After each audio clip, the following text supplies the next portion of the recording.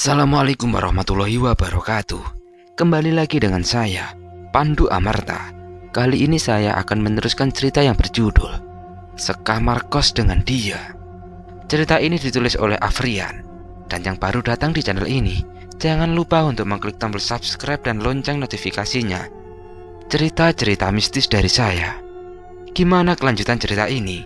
Langsung saja kita memasuki ceritanya. Malam harinya, karena aku merasa bosan dan sepi, akhirnya aku main ke kamarnya Bimo. Di sana kita asik main game. Cukup lama kita asik main saat itu, dan sedikit dibumbui dengan obrolan kecil kami. Hingga kami tersadar kalau kita belum makan malam. Pantas saja perutku dari tadi merasa tidak enak. Yan, aku kok lapar yo. Makan yuk di burjonan sebelah kos. Iya aku yo lapar Bim. Mending tuku terus bawa ke kamar aja, biar bisa sambil main game. Yo bisa kui malah enak. Yo wes gek ndang beli sana kamu Yan. Lah, kok malah tadi aku toh sing suruh beli? Wong kamu yang ngajak kok. Lah terus ngopo kalau aku yang ngajak? Lah yo kamu sing beli toh. Lawang deket gitu mosok yo berdua toh. Ya wis lah, aku beli sik. Kue meh beli opo? Biasa Bim, menu andalan anak kos. Mie goreng telur ditambah nasi. Walah, pancen kok. Kena tipes baru rasa kamu Yan. Makan kok itu aja. Ya wis, tak beli sik. Sambil berjalan malas, Bimo keluar kamar dan menutup pintu dari luar. Setelah Bimo keluar, buat beli makan, malah aku terus asik bermain game yang memang genrenya aku suka sejak aku mengenal game PlayStation. Waktu itu jam menunjukkan pukul 9 malam dan Bimo belum balik juga dari warung burjonan sebelah kos. Padahal Bimo keluar sejak jam 8 tadi. Sambil menunggu Bimo dari warung, karena sudah capek main game, akhirnya aku hanya tiduran di kamar Bimo sambil main HP dan berbalas chat dengan pacarku. Dan saat aku sedang chattingan dengan pacar, hal aneh terjadi kembali. Dari luar kamar Bimo, aku mendengar suara langkah kaki menuju kamar Bimo. Nah, akhirnya datang juga si Bimo. Udah lapar nih perutku, pikirku dalam hati. Tapi suara langkah kaki itu, setelah ada di depan kamar Bimo, dia tidak berhenti dan membuka pintu. Yang ada langkah kaki itu terus melangkah melewati depan kamar Bimo dan menuju arah kamar mandi, dan terus berjalan memutar menuju gudang. Dan ternyata setelah sampai gudang, suara langkah itu berbalik lagi dan kembali lagi ke depan kamar Bimo. Dan kali ini suara itu berhenti tepat di depan kamar Bimo, dan suara langkah kaki itu pun hilang. Aku hanya bisa membatin, siapa sih yang mondar-mandir di depan itu? Tapi aku berusaha berpikir positif. Paling juga penghuni kamar sebelah yang memang jarang keluar dari kamarnya. Tok tok tok. Tiba-tiba pintu kamar Bimo dari luar ada yang mengetuk. Dan tanpa ragu aku langsung membukakan pintu itu. Dan betapa kagetnya setelah aku buka pintu kamar, tidak ada siapa-siapa di luar sana. Yang ada hanya bau kemenyan yang sangat menyengat. Refleks langsung kututup pintu kamar dengan kencang dan langsung aku duduk di kasur Bimo. Dan langsung aku chat Bimo untuk segera pulang. Tapi belum ada respon dari Bimo saat itu. Pesan dariku belum ada tanda atau notifikasi sudah dibaca oleh Bimo. Belum hilang rasa takutku. Hal yang membuatku takut kembali terjadi. Tidak berselang lama, dengan aku mengirim pesan ke Bimo, tiba-tiba dari lubang kunci di pintu terdengar suara.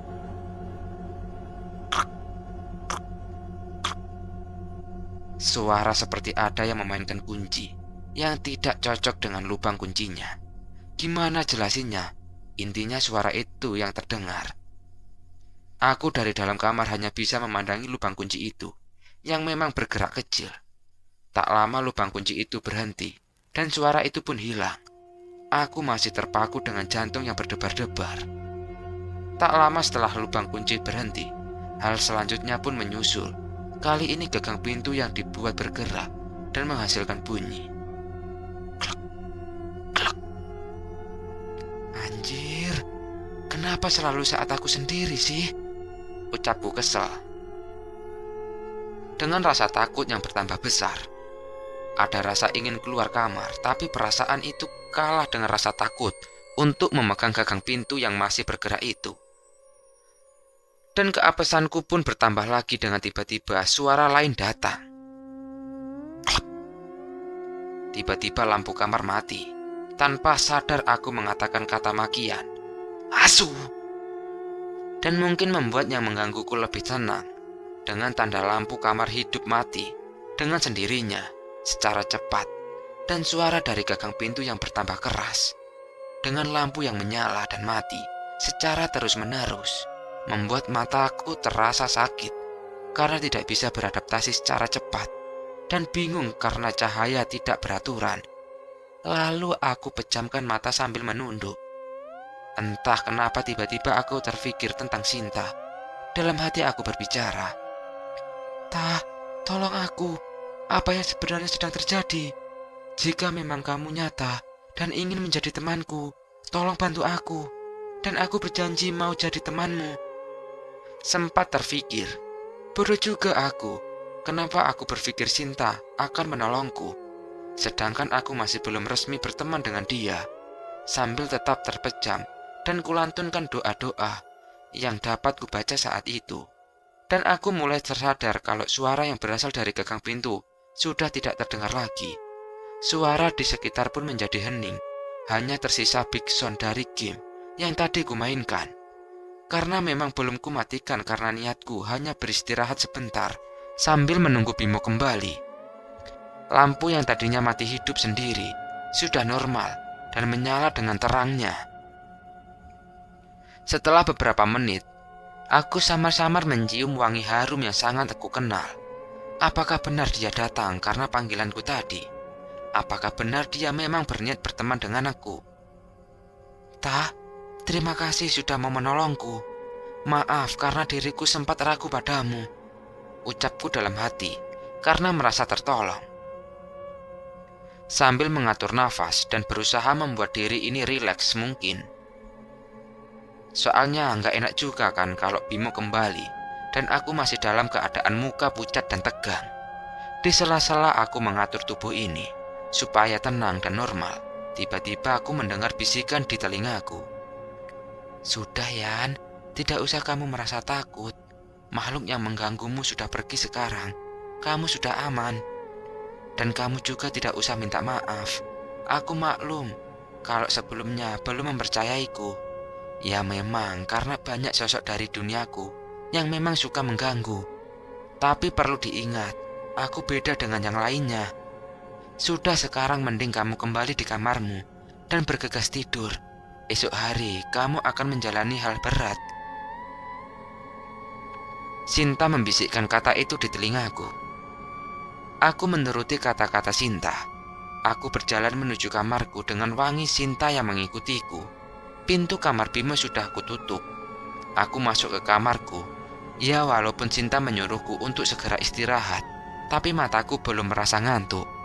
Karena aku belum makan dan sedang menunggu makan dari Bimo. Sudah menunjukkan jam 9.20. Dan aku kembali mendengar langkah kaki menaiki tangga dan melewati depan kamarku. Dan ku dengar ada salah satu pintu terbuka. Setelah tidak lama langkah kaki itu berjalan menuju kamarku dan terdengar suara ketukan pintu di kamarku. Tidak langsung aku buka pintu itu. Aku tunggu hingga ada suara orang yang memanggilku. Jika itu memang orang yang memang akan menemuiku. Masih trauma dengan hal yang terjadi tadi. Dan akhirnya ada suara memanggil namaku dari balik pintu. "Yan, udah tidur tah? Ini pesananmu tadi." Suara Bimo yang terdengar dari balik pintu. Karena masih belum betul-betul percaya, aku hanya diamkan saja suara itu. Takutnya masih ada gangguan lagi. "Yan, buka Yan. Kowe kan belum makan tadi. Ini makan dulu nanti malah sakit. Sama kamu belum bayar ini." Di sini mulai percaya, tapi belum sepenuhnya. Pikirku ini beneran Bimo. Nggak mungkin kan setan nagih uang. Tapi karena masih trauma, aku tetap diamkan saja. Hingga Bukakan saja, itu memang Bimo. Kamu gak usah takut lagi. Kamu lupa, tadi aku bilang makhluk yang mengganggumu sudah aku usir dari sini. Bisikan Sinta di telingaku dan meyakinkanku untuk membuka pintu itu. Entah kenapa sekarang aku percaya sepenuhnya kepada Sinta. Kubuka pintu itu dan benar saja, yang ada di balik pintu itu adalah Bimo. Wis tidur kowean. Diketok dari tadi gak keluar-keluar. Nyoh iki makananmu. Hehe, sorry Bim. Lah kowe kelamaan kok. Dadi aku ngantuk lah. Nunggu kelamaan. Anu Yan, tadi tumben banget. Burjo sebelah antri banyak banget. Lah ngopo tak chat kamu gak bales? Anu, kotaku entek. Pantes, baru aja jadi mahasiswa udah kere. Guyonku biar Bimo gak ngambek, karena aku bukakan pintu cukup lama. Oh, cangkeme. Iya Yan, kamarku kok jadi wangi yo. Sama persis yang kamu pakai waktu mandi itu. Merek sabune opo toh? Pengen beli aku. Wah, nek itu rahasia Bim. Nanti malah kamu ikutan. Kan jadi nggak ada ciri khas bauku nanti. Ya wes, dasar pelit. Nyo iki pangananmu, bayar 15.000. Alah, ngono wae ngambek. Yo, ini wangi. Setelah mendapat makanan dari Bimo, aku langsung mengambil piring dan langsung bergegas untuk makan. Perut seperti sudah memberontak, minta diisi. Setelah bau dari makanan itu mulai tercium.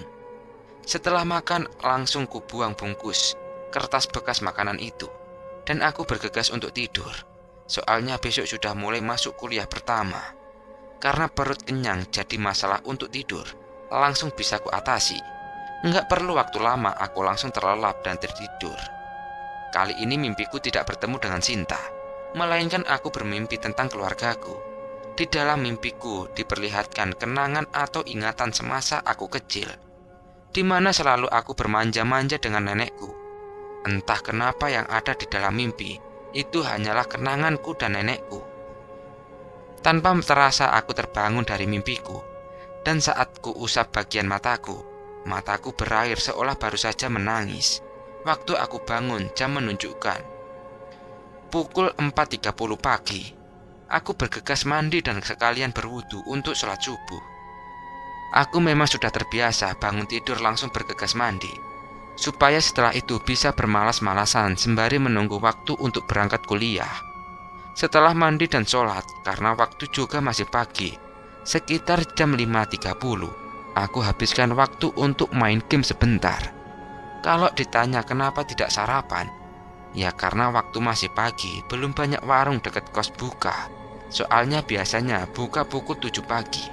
Sedangkan aku ada kelas jam 7.15 pagi. Setelah puas dengan main game, tidak terasa aku menghabiskan waktu cukup lama. Jam sudah menunjukkan pukul 6.50. Langsung aku buru-buru berangkat ke kampus. Dan untungnya aku belum telat.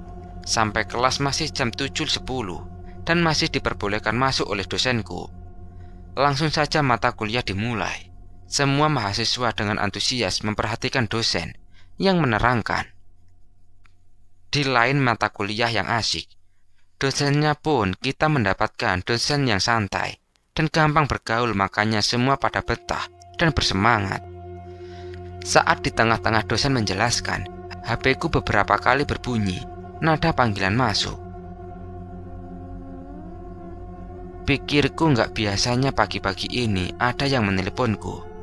Tapi karena asik dengan penjelasan dosen, aku acuhkan panggilan itu. Nada telepon bunyi berkali-kali, tapi tetap aku acuhkan.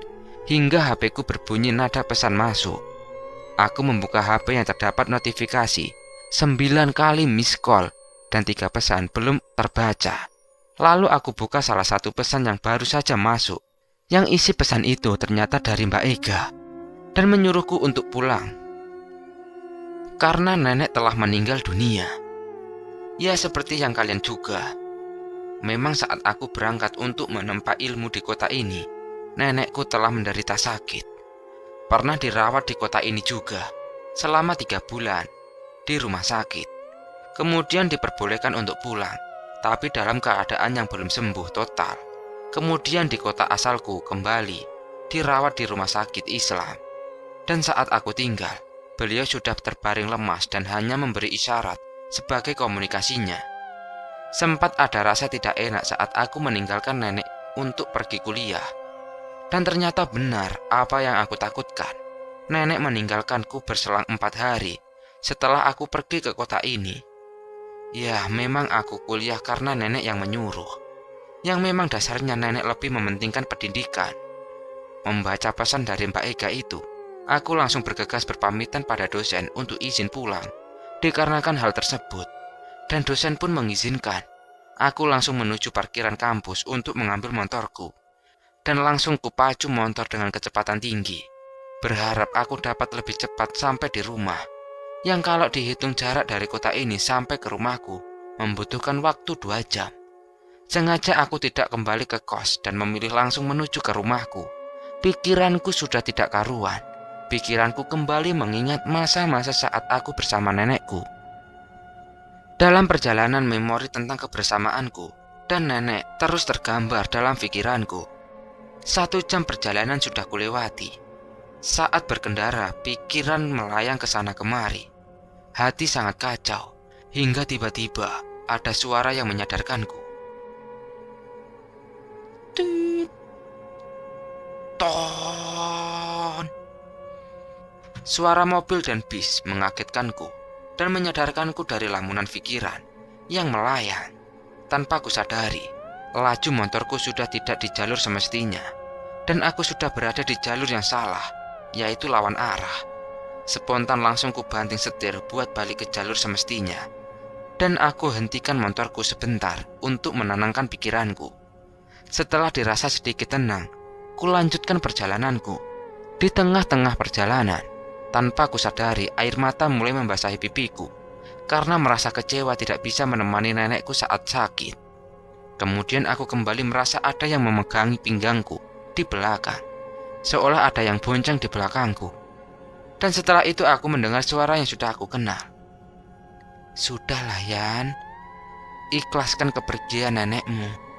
Itu sudah jalan yang digariskan oleh Tuhan. Suara Sinta terdengar di telingaku. Ta, kamu mengikutiku, jawabku sambil menahan tangis kehilangan sosok yang aku sayang.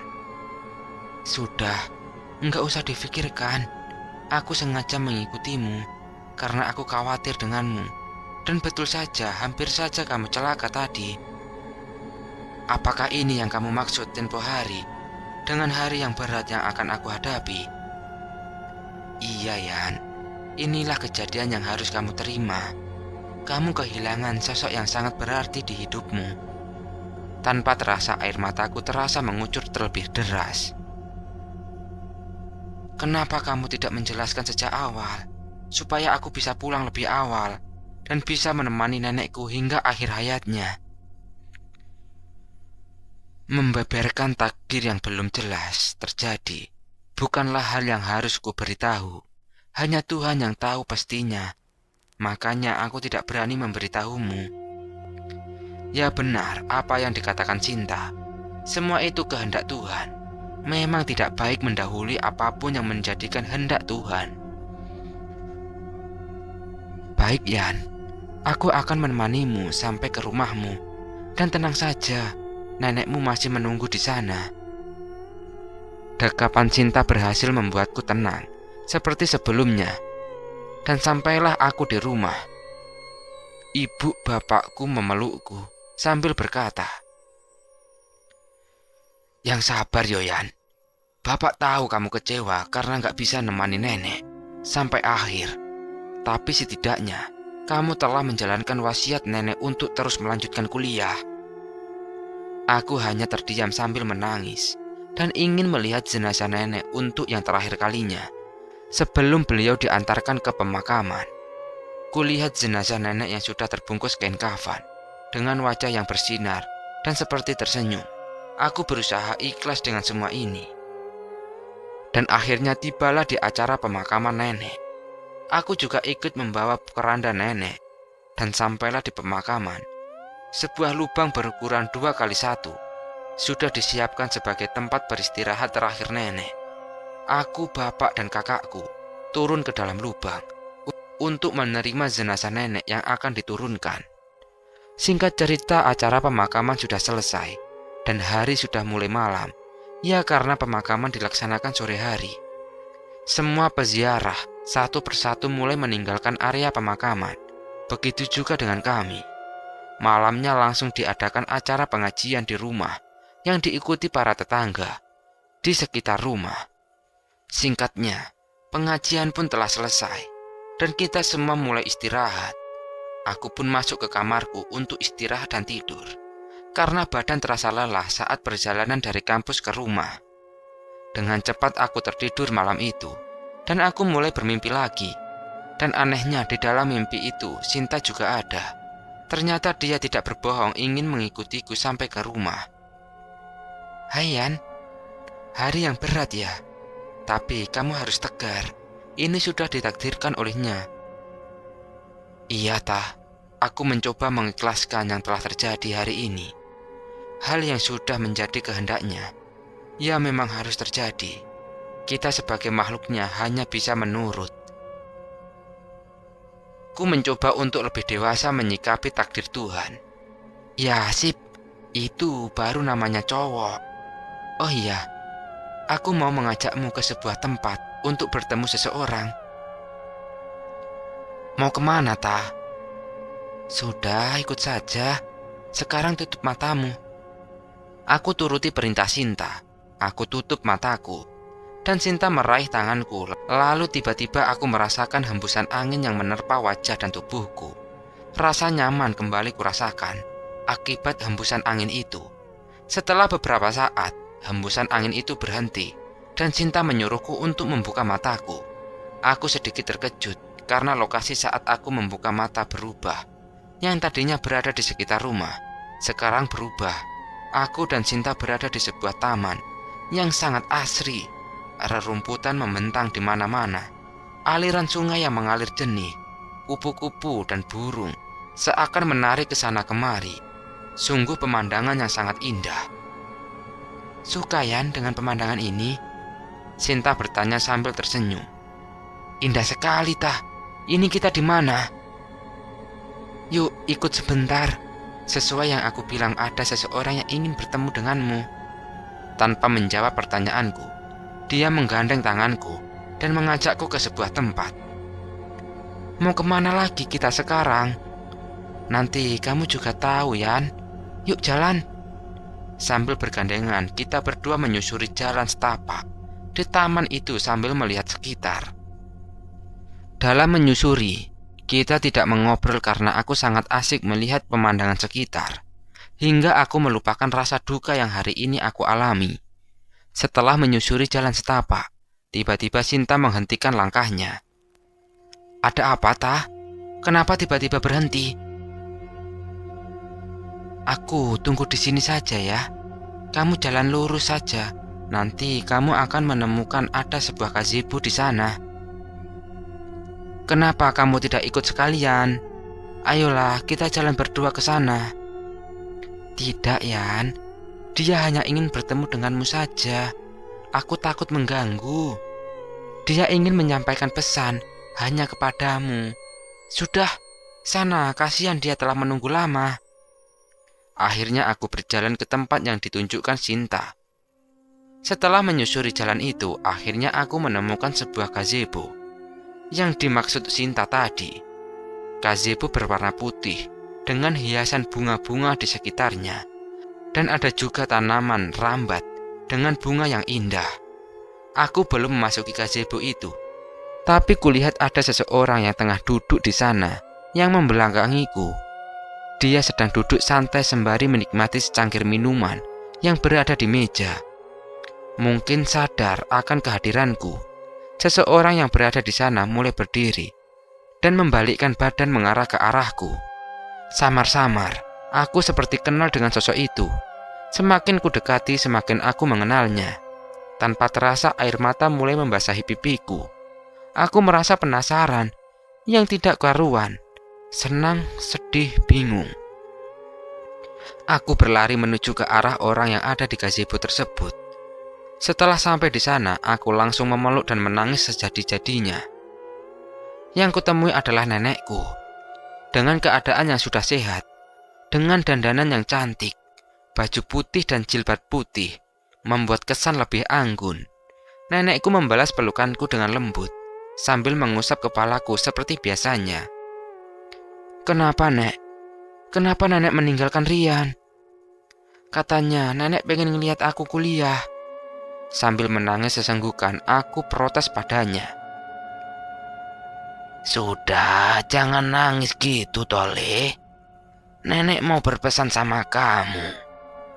Dengan nada lembut, nenekku mengatakan itu. "Apa, Nek? Apa yang mau nenek katakan? Rian bakal dengerin." "Iya, nangisnya sudah dulu tapi. Rian yang sekarang sudah gede, udah gak kayak anak kecil lagi." Sambil berusaha menghiburku dan menyolek hidungku, dia tersenyum. Aku berusaha menghentikan tangisku. "Karena nenek belum sempat berpamitan denganmu, makanya saat ini nenek mau berpamitan dan menitip pesan. Jaga orang tuamu, turuti semua yang mereka perintahkan, sayangi mereka selagi mereka ada di dekatmu, Le. Simba pengen kamu jadi anak yang soleh, dan kamu harus ikhlas dengan kepergian nenek. Oh iya, kamu punya teman baru ya, cewek yang mengantarmu kemari. Ya, walau beda alam, tapi nenek pikir gak masalah. Kelihatannya dia baik kok. Sama satu lagi, kamu rawat baik-baik keris wadon yang ada di rumah. Tidak perlu kau apa-apakan, cukup jaga saja. Apabila kamu merasa ada sesuatu, makhluk yang berseliweran di rumah, biarkan saja. Itu kakekmu yang memang memberi sosok itu di rumah untuk menjaga." "Iya, Nek, akan aku turuti semua pesan nenek." Sambil sesenggukan aku menjawab. "Nek, bolehkah aku sedikit lebih lama di sini? Aku masih pingin bareng sama nenek."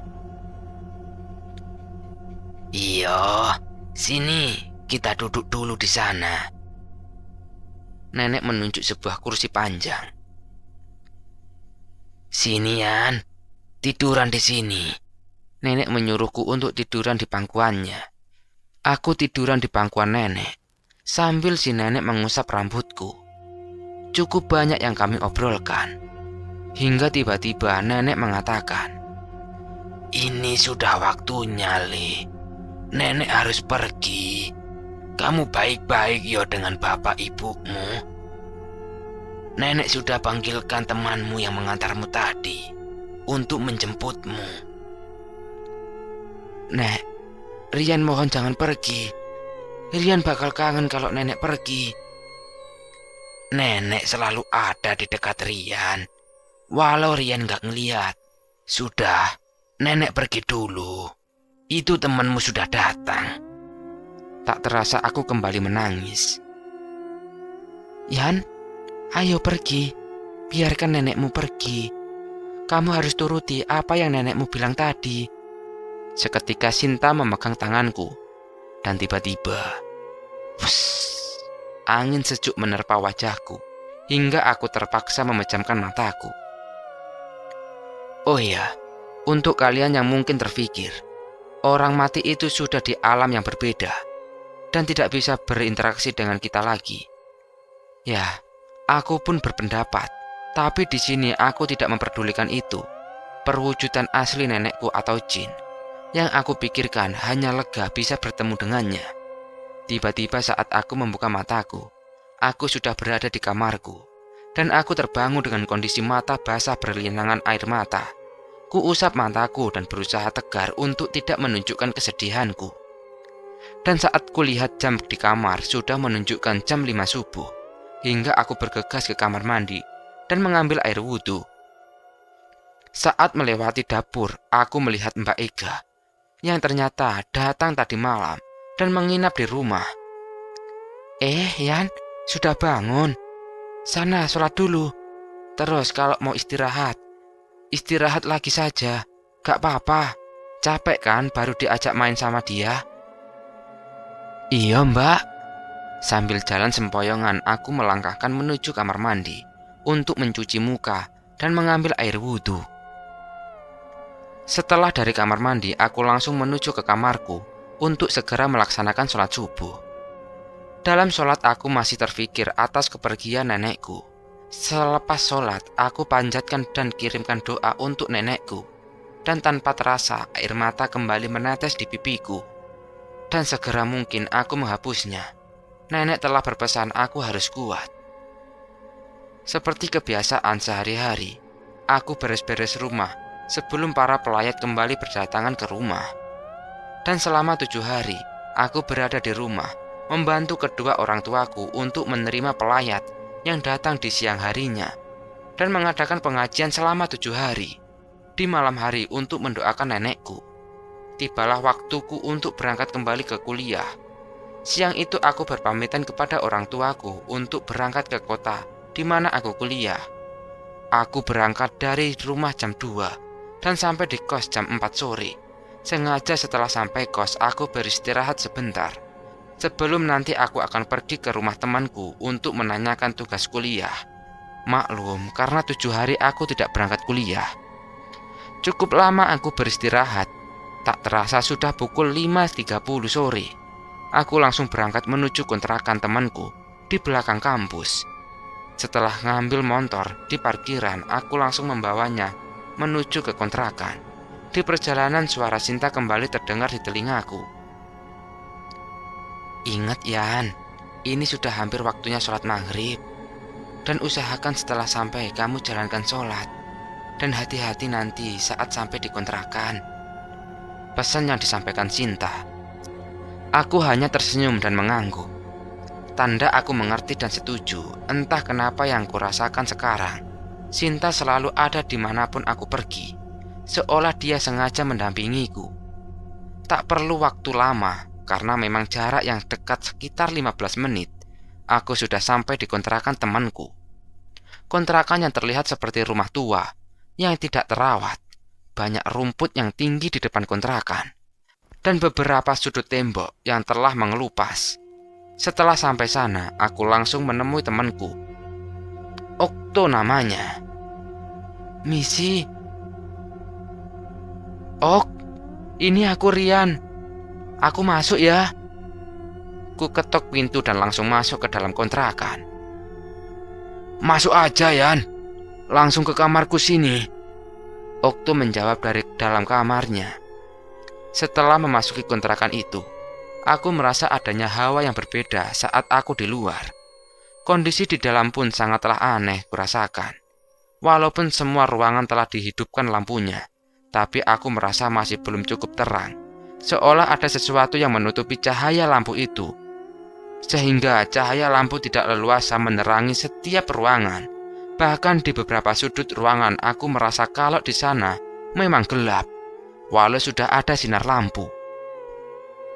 Aku berusaha cuek dengan keadaan yang membuatku sedikit tidak nyaman. Sempat teringat kata-kata Cinta untuk berhati-hati di kontrakan ini. Sampailah aku di kamar Okto. Dia sedang asik bermain game sendiri di dalam kamarnya. Wah, Yan, sini masuk aja langsung. Turut berduka ya atas kepergian nenekmu. Kamu harus kuat, bro. Iya, makasih, Ok. Sebisa mungkin aku ikhlas kok. Iya, gimana kemarin? Ada tugas apa aja dari kampus? Nggak banyak sih. Soalnya masih awal masuk kan. Oh iya, kemarin juga kita disuruh bentuk kelompok untuk tugas multimedia. Membuat video iklan durasi 5 menit. Kebetulan kita satu kelompok. Dan untuk tugas lain, kamu nyontek aja lah. Ini punyaku, nggak apa-apa. Wah, beruntung sekali aku untuk satu kelompok denganmu, Ok. Hehehe, jadi gampang ngobrolnya. Soalnya belum banyak yang ku kenal di sana. Oh iya, makasih juga aku boleh nyontek. Iya, santai aja bro. Lagian kamu kan belum ikut pelajaran, jadi mungkin agak bingung. Biar cepat dan gak banyak tanya. Hehe. Lagi males ngajarin. Asik main game nih.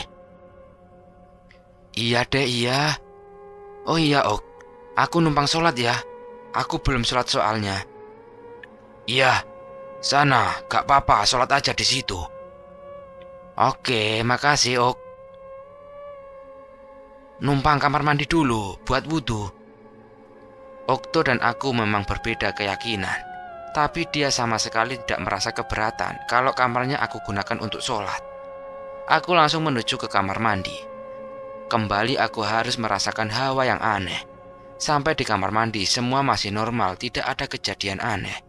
Sesampainya di kamar mandi, aku langsung mengambil air wudhu. Di sini aku mulai merasakan hal yang aneh. Bulu kuduk tiba-tiba berdiri. Saat sedang berwudu, aku merasakan ada bau yang aneh. Aku mencium bau seperti orang sedang membakar sesuatu. Aku masih berpikir positif. Mungkin itu bau dari tetangga sebelah yang sedang membakar ubi atau singkong. Aku coba terus menepis pikiran negatif yang berseliweran di kepalaku. Setelah selesai aku berwudu, aku kembali ke kamar Okto. Nah, tadi aku lupa jelasin. Dari kamar Okto menuju kamar mandi, aku harus melewati sebuah lorong yang memisahkan ruang tengah dengan dapur. Dan posisi kamar mandi ada di kiri dapur. Saat aku berjalan dari kamar mandi melewati dapur, aku mulai memasuki lorong yang memang harus aku lewati untuk ke kamar Okto. Setelah memasuki lorong, beberapa langkah aku mendengar suara. Duk, duk, duk. Aku berhenti dan melihat sekeliling, berusaha mencari dari mana asal suara itu. Tapi tidak aku temui sesuatu yang mungkin bisa jadi sumber dari suara tadi. Lalu kembali aku melanjutkan langkah untuk ke kamar Okto. Dan suara itu pun terdengar lebih jelas dan dibarengi dengan bau bakar yang kembali tercium lebih kuat. Kupastikan dan berusaha fokus indera pendengaranku sambil terus melangkah maju menuju kamar. Akhirnya aku baru nyadari ternyata suara itu berasal dari atas langit-langit rumah. Kembali bulu kuduk mulai merinding.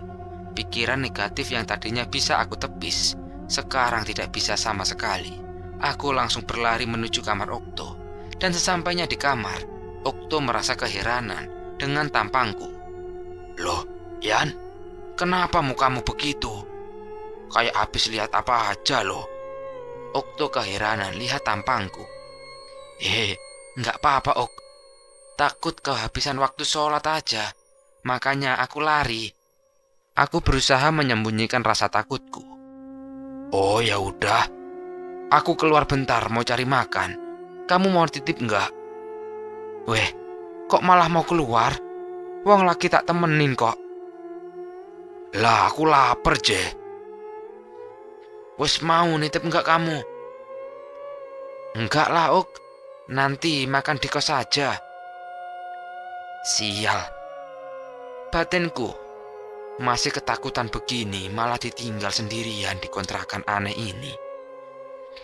Okto langsung pergi keluar mencari makanan. Harapanku dia segera kembali. Takutnya ada gangguan lain lagi. Setelah Okto keluar, aku menjalankan sholat maghribku. Dan saat sholat aku mendengar suara pintu depan terbuka. Nah, pikirku Okto pasti udah pulang. Plong rasa di hati. Walau masih keadaan sholat, aku tetap was-was waktu itu. Tapi anehnya, suara itu tak kunjung ditutup lagi.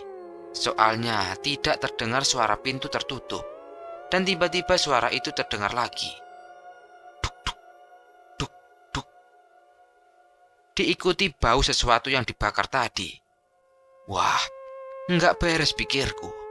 Kali ini nggak hanya bulu kuduk berdiri, tapi keringatku mulai keluar. Suara itu terasa mendekat menuju kamar. Dan setelah dekat, terasa dengan jelas suara itu berhenti di depan kamar. Kemudian suara itu menghilang, tapi bau itu masih tercium. Aku masih mencoba untuk tetap fokus sholat. Sampai saat di rakaat terakhir, gangguan itu semakin berat. Terdengar suara yang cukup keras dari pintu kamar. Brak! Brak! Terdengar suara pintu yang didobrak dari luar kamar. Padahal pintu tidak dikunci. Pikiranku semakin negatif. Itu pasti bukan orang. Okto pun pasti tidak akan seperti itu. Sampai sholatku pun selesai, suara itu masih terdengar. Aku berusaha membaca ayat kursi, berharap gangguan ini berakhir. Dan beberapa saat setelah aku membaca ayat kursi, suara dobrakan di pintu berhenti. Dan aku merasa bersyukur, kupikir selesai sudah gangguan ini. Sambil membereskan tempat seusai sholat, aku bermain HP sambil menunggu Okto pulang.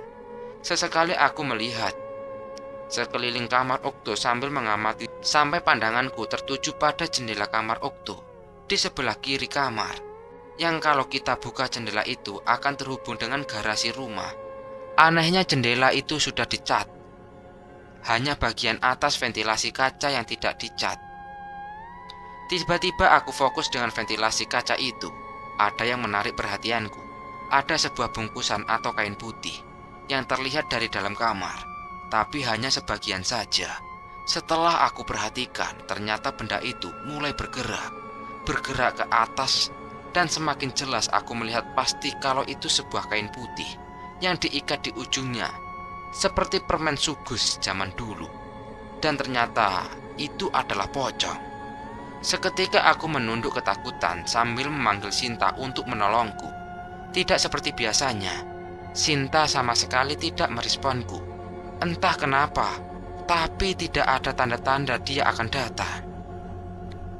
Sial, kenapa kamu tidak menolongku, Tah? Katanya kamu mau menemaniku. Sewatku dalam hati karena dia tak kunjung datang. Tanpa pikir panjang, aku langsung keluar kamar Okto dan berencana untuk langsung pulang ke kos. Kubuka pintu kamar dan aku langsung menuju ruang depan untuk keluar. Dan tiba-tiba Okto sudah ada di ruang depan dan berjalan mendekatiku. "Ok, aku pulang dulu ya. Ada sesuatu mendadak." Berusaha aku mencari alasan. Dengan pandangan kosong dia menjawabnya. "Oh iya Ok, ini tugasmu aku bawa dulu. Biar aku contek di kos aja." Tidak ada jawaban dari dia, dan dia hanya berlalu berjalan melewatiku. Aneh bener tuh anak, kenapa ya? Pikirku dalam hati. Langsung aku keluar dari kontrakan itu, dan kunyalakan motorku. Langsung aku pergi dari sana. Dan di jalan tiba-tiba suara Sinta terdengar di telingaku. "Maaf Yan, aku tadi tidak bisa menolongmu. Level dia lebih tinggi dariku, hingga aku tidak mungkin bisa melawannya." Sinta memohon maaf padaku. "Bukannya semua makhluk itu sama saja, Tah?" "Tidak, Yan. Di duniaku berbeda. Sosok itu lebih tua dari diriku, dan dia juga lebih kuat dariku. Dan mungkin dia juga penunggu asli rumah itu. Makanya aku tidak bisa melawannya." "Ya sudahlah kalau gitu." Dengan nada kesal aku menjawabnya. "Maaf, sepertinya kamu marah. Tapi sungguh aku sebenarnya ingin menolongmu. Tapi aku tidak lebih kuat dari sosok itu." Sambil mengobrol dari hati, tibalah aku di gang depan masuk ke kontrakan. Di sana aku melihat Okto baru berjalan masuk lewat gang sambil membawa makanan yang dia beli. "Loh, Tah, kok Okto baru pulang dari beli makanan? Terus tadi yang aku pamiti di kontrakan siapa?" "Kurasa tadi yang dikontrakan salah satu penunggu di sana, Yan. Makanya dari awal aku sudah memperingatkanmu untuk hati-hati di sana." Tapi walaupun aku melewati Okto saat itu, aku tidak menggubrisnya. Tetap kubawa motorku kencang supaya cepat sampai kos. Aku juga sempat mendengar Okto memanggilku, tapi tetap kubiarkan. Aku masih trauma dengan kejadian tadi, dan aku kembali meminta pada Sinta untuk menemaniku di dalam mimpi. Ada beberapa pertanyaan yang ingin aku tanyakan padanya, dan dia menyetujuinya. Aku masih trauma dengan kejadian tadi, dan aku kembali meminta pada Sinta. untuk menemuiku di dalam mimpi. Ada beberapa pertanyaan yang ingin aku tanyakan padanya, dan dia menyetujuinya.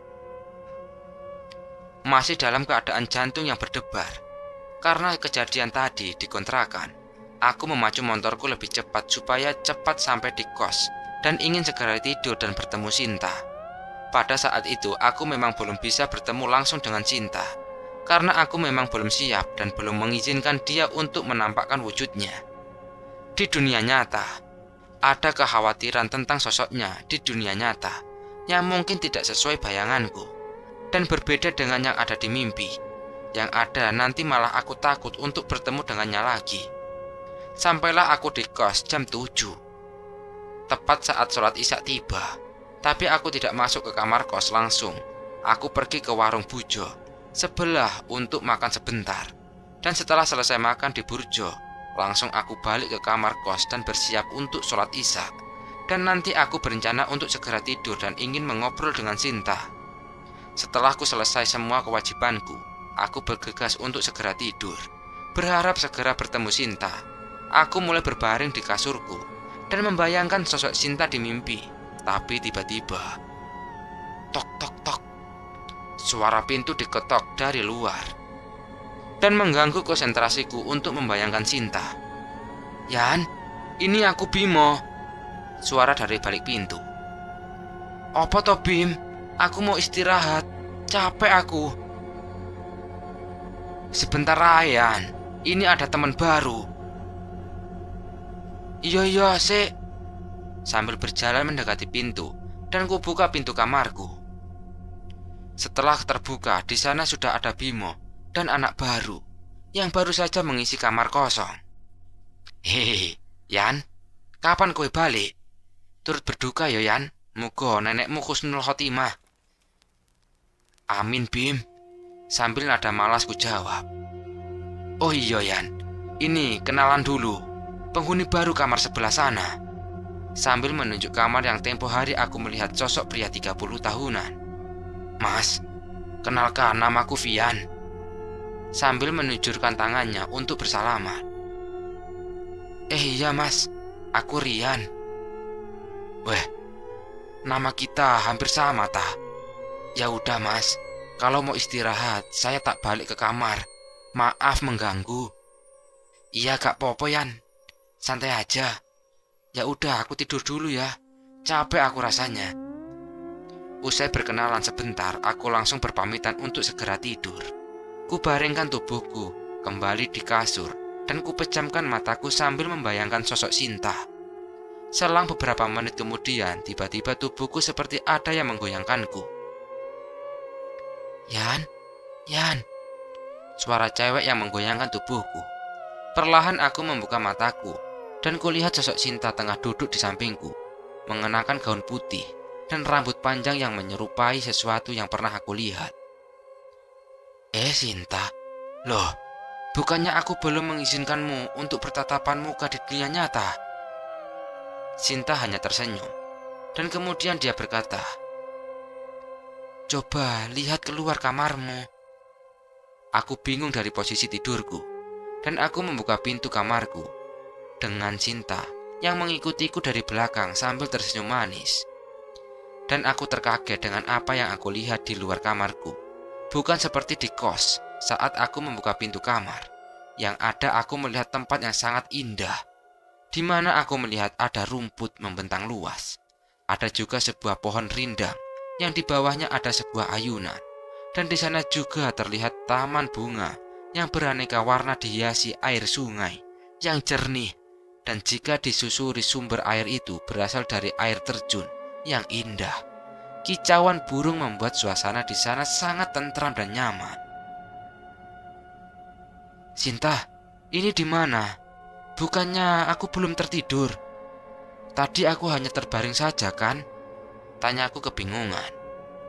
"Tidak Yan, tadi kamu sudah tertidur. Tapi aku memanipulasi pikiranmu hingga kamu tidak tersadar. Maaf jika aku tidak meminta izin dulu." "Jadi ini di alam mimpi?" "Iya, tapi semua ini aku yang memproyeksikan. Jadi semua ini bukan ada di pikiranmu, tapi sengaja aku buat seperti ini. Ya sudah, Tah. Aku tidak masalah dengan itu. Tapi pemandangan ini sangat indah. Aku suka. Aku tahu kamu akan suka.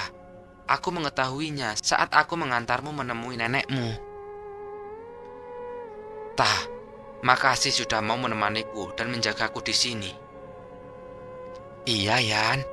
Aku sengaja ingin berteman denganmu karena aku melihat ada sesuatu yang berbeda dari manusia yang lain. Memang, apa yang membuatku berbeda? Aku sama saja dengan yang lain. Tidak, aku merasakan ada yang berbeda dari yang lain. Aku merasa dirimu lebih bijaksana dibandingkan yang lain. Hahaha, kamu ini bercanda saja, Sinta. Mana ada aku seperti itu? Yang bisa menilai dirimu itu orang lain. Jadi, jika bagimu itu biasa, tapi bagi orang lain itu berbeda. Ah, apakah benar, Tah? Bisa aja kamu ini. Sinta meraih tanganku dan mengajakku untuk berjalan-jalan di padang rumput itu. Sambil mengobrol, kita menikmati angin yang berhembus dan kita menuju ke tepian sungai yang jernih itu. Sesekali aku bermainan air sambil menyipratkan ke arah Sinta, dan kita saling bercanda di tepian sungai itu. Sinta duduk di tengah sungai. Dengan kuperhatikan, dia sambil memainkan air. Tanpa sadar aku memandangi wajahnya. Terlihat sangat cantik dan anggun. Terpesona aku melihatnya. Sampai-sampai, Yan, Rian, halo, hei. Sinta mencoba menyadarkanku. Sinta, hehehe. Iya, kenapa, Tah? Ngelamunin apa sih? Sampai dipanggil gak nyaut. Hehe, gak apa-apa. Ada apa, Tah? Aku mau tanya sesuatu, Yan. Tanya apa, Tah? Tanyakan saja. Apakah kamu sudah mau menerimaku sebagai teman? Maksudku, apakah kamu sekarang menerima adanya aku, sosok yang seharusnya tidak ada di hidupmu? Sosok gaib kata orang bilang. Apakah kamu merasa terganggu atas adanya diriku saat ini? Sambil menunduk, terlihat mukanya sedih. Hei Sinta, coba lihat aku. Apa aku merasa terganggu dengan adanya dirimu? Apa aku merasa keberatan dengan adanya dirimu di hidupku? Lalu, kenapa kamu masih ragu denganku? Aku tidak akan menyakitimu, Rian. Lihat, apakah selama kita kenal, aku selalu menakuti dan mengganggumu. Iya, saat itu aku memang belum yakin atas dirimu. Aku tidak begitu mudah percaya dengan makhluk gaib. Soalnya sudah beberapa kali aku diganggu. Tapi aku tidak seperti itu, Rian. Kulihat mata Sinta mulai menitikkan air mata. Entah apakah makhluk seperti Sinta bisa menangis atau tidak. Hei, jangan menangis. Dengarkan dulu perkataanku. Jangan menangis seperti itu. Aku sekarang mulai yakin dengan dirimu, Sinta. Kamu juga berbeda dengan makhluk gaib yang selalu kutemui. Kamu bukannya menggangguku, tapi kamu malah membantuku, menemaniku di saat aku sedang membutuhkan seseorang, menolongku saat aku diganggu atau dalam kesulitan. Lalu, kenapa kamu masih belum mengizinkanku untuk berteman sepenuhnya? Iya, itu kemarin. Makanya dengerin dulu aku ngomong ya. Aku mulai yakin untuk menerimamu menjadi teman sepenuhnya. Dan aku sangat merasa nyaman berteman denganmu. Aku mau mengizinkanmu untuk menampakkan wujudmu di duniaku. Tapi aku mohon, jangan kamu hadir dengan wujudmu yang saat itu. Aku tidak suka. Makanya aku menahanmu untuk tidak menampakkan wujudmu dulu. Dan aku mohon kamu menampakkan diri dalam wujud seperti sekarang. Apakah itu benar, Rian? Aku diperbolehkan menampakkan wujudku. Iya, Rian, aku akan menampakkan wujud seperti saat ini kalau memang itu membuatmu nyaman. Wajah Sinta kembali tersenyum bahagia. Setelah aku tahu, menanyakan tentang patung yang ada di lemariku. Oh iya Sinta, aku mau menanyakan patu yang ada di lemariku. Itu dari mana ya? Itu adalah rumahku. Aku tinggal di sana, tapi hanya orang tertentu yang kuizinkan untuk melihatnya. Lalu, apakah aku salah satu orang itu? Memang apa bedanya? Ih, kamu itu. Kan tadi aku sudah jelaskan, kamu beda dari yang lain. Di lain kamu bijaksana, aku juga merasakan kamu tidak akan memanfaatkanku, seperti orang yang dulu memanfaatkanku. Lalu, jika aku melakukan hal yang sama gimana, Tah? Apa kamu seperti itu? Sambil mengamati wajahku, Sinta mengatakan itu. Ah, muka kayak gini sih nggak mungkin. Orang diganggu sama setan rendahan aja, mewek kok. Lanjut Sinta mengejekku. Hehe, benar juga ya. Tenang aja, Tah. Aku akan menjadi teman manusia terbaikmu. Terima kasih, Yan. Aku merasa senang bisa berteman denganmu.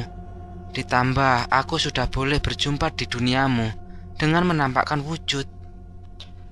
Setelah perbincangan itu, kita kembali bermain air dan bercanda di sana. Cukup lama kita bercanda gurau. Hingga kembali Sinta mengatakan, "Sudah waktunya kamu bangun, Rian. Hampir waktu sholat." Sebentar lagi saja, Sinta. Aku masih suka dengan pemandangan di sini. Rian, sholat adalah kewajiban utama makhluknya. Kamu harus segera melaksanakannya. Iya deh, aku nurut. Nah, gitu dong. Nanti kita berjumpa di duniamu. Seperti biasa, angin sejuk tiba-tiba menerpa wajahku, hingga harus kututup mata. Dan setelah angin itu berhenti, dan kubuka mataku, aku segera berada di kamarku lagi. Jam sudah menunjukkan pukul 4 subuh. Azan sudah mulai terdengar dari masjid. Aku berjalan ke kamar mandi untuk berwudu, dan segera aku laksanakan sholat subuh. Setelah selesai sholat, karena masih terlalu pagi untuk mandi, aku berpikir untuk bersih-bersih kamar.